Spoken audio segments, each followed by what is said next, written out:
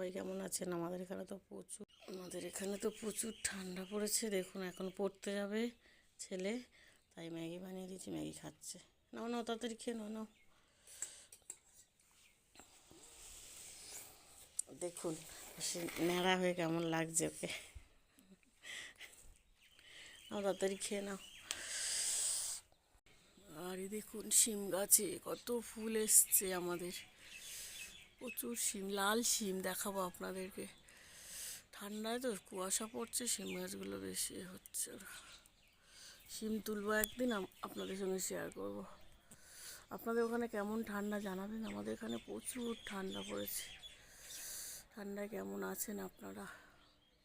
এই দেখুন বন্ধুরা, বাড়ির সামনে একদম লঙ্কা গাছটা, কত লঙ্কা হয়েছিল, সব তুলে তুলে খাওয়া হয়ে গেছে। একদম ঘরের সামনে দরজার পাশে, আর সবুজ একদম ভরে গেছিল গাছে লঙ্কা।